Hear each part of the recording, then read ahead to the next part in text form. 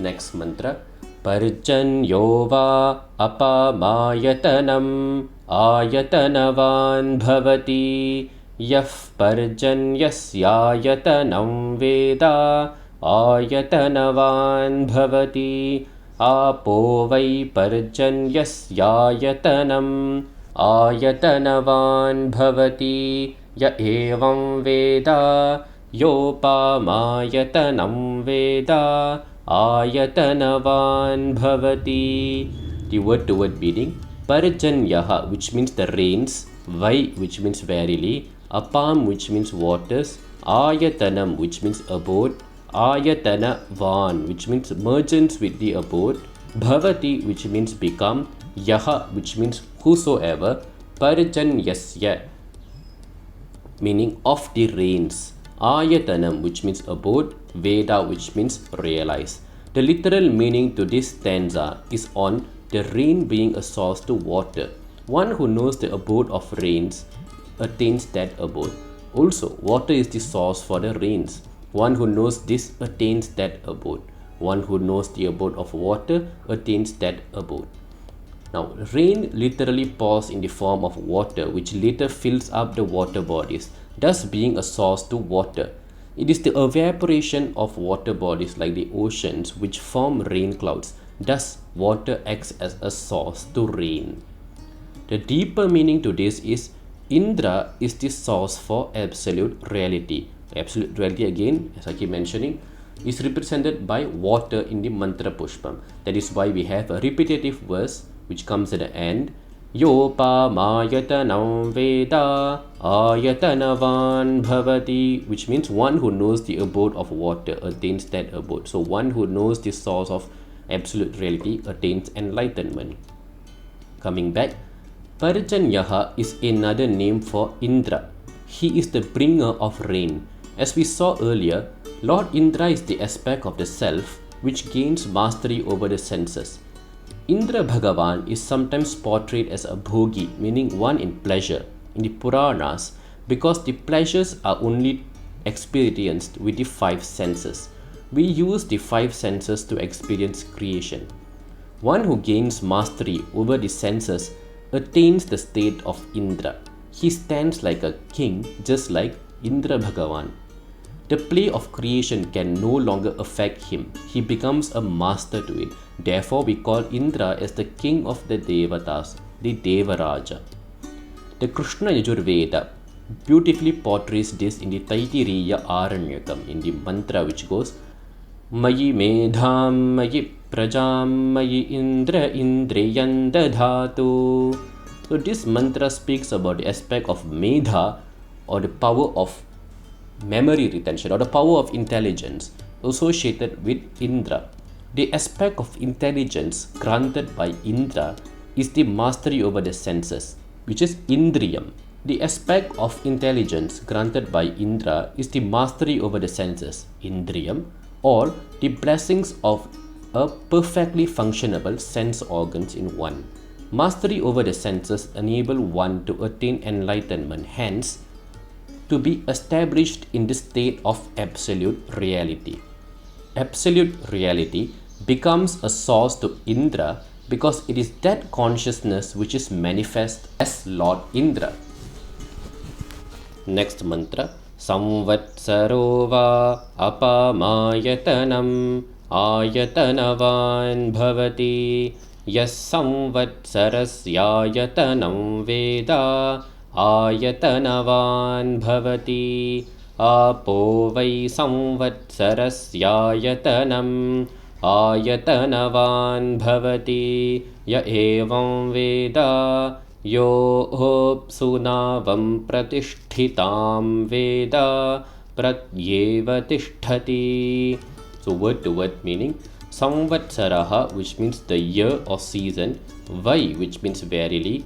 Apam, which means waters.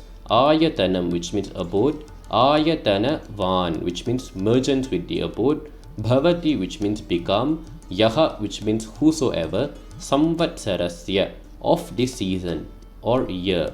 Veda, which means realize. Apsu, which means waters. Navam, which means both. Pratishthitam, established.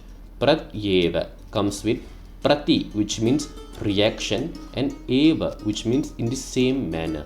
Tishthati, establish. So, literal meaning, time in the form of years and seasons is the source for water. One who knows the abode of time attains that abode.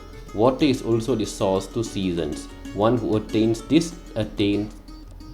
One who realizes this attains that abode. One who knows water and the boat that is established on the water surface is able to establish himself on the boat. The seasons according to the year meaning time, is the source for water body when it causes regeneration of the water cycle and flow of rivers.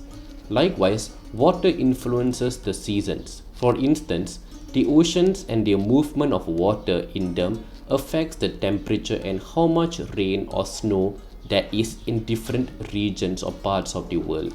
When water evaporates from oceans and other water bodies during summer, it can lead to more rain.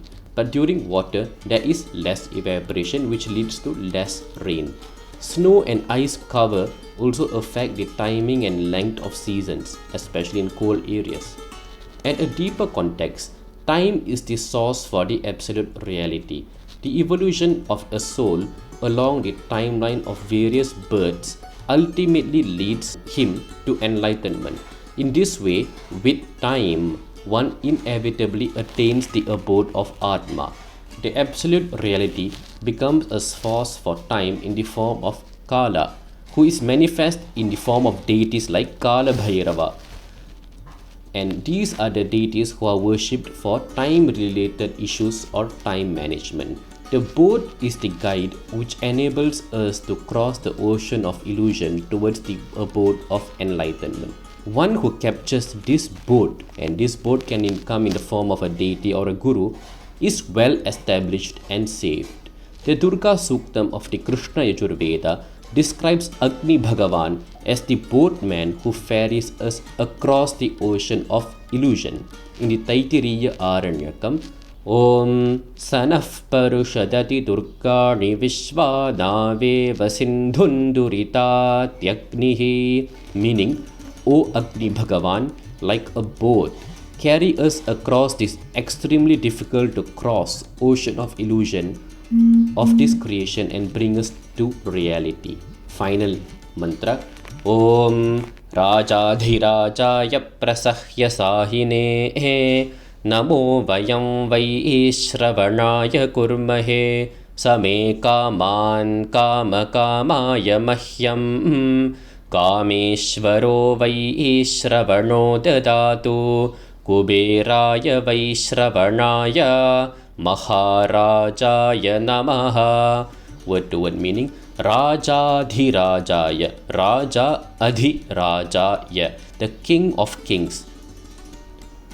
Pra, which means Prakatita, which means manifest.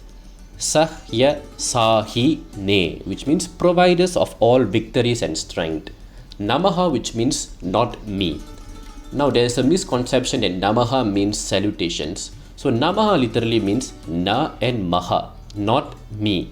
So by uttering Namaha, we disidentify ourselves from all illusions. Our identification with the body and mind, which is the illusion. Ultimately, we become empty and realize that we are verily Atma. Vayam, which means we. Vaishravanaya, Vaishravana, meaning the one who listens to our prayers. Kurmahe, the meaning of Kurmahe is something which we do. Saha, which means he. Me, which means for me. Kama, which means desire. Kamaya, desires. Mahyam, which means to me. Kameshvaraha, which means the Lord of desires. Vaishravanaha, Vaishravanaha, it's another name for Lord Kubera. Dadatu, which means to provide. Kuberaya, which means Kubera. Maha, which means great. Rajaya, which means king, and Namaha, as we had seen earlier, it means not me. Okay, one important point to note here is in the Veda Samhita, this mantra, Om Rajadhirajaya and so forth, and does not come as a continuation to the other mantras of the Mantrapushpam we saw. This particular mantra comes as an independent stanza elsewhere in the Taittiriya Aranyakam. Nevertheless, the commentary, O kings of kings, you are the provider of all victories and strength. Namaha to you, O Kubera, bless me with wealth and fulfill my desires. Namaha to Kubera, the Vaishravana, the Maharaja. This stanza is commonly recited during Deeparadhana to a deity. It glorifies the Lord Emperor who would listen to our prayers to provide us with abundance and wealth. See, and karma as desire doesn't come under a negative projection. The world functions with desire or karma. You need desire to even eat, walk, drink, and carry out your life. Even the impulse to get up from bed every morning is desire. And therefore, Devi herself, who empowers the cosmos, stands as Kamakshi in Kanchi. And we also have Lord Shiva, who stands as Mahakameshwara in a temple in Agra. Thank you for watching.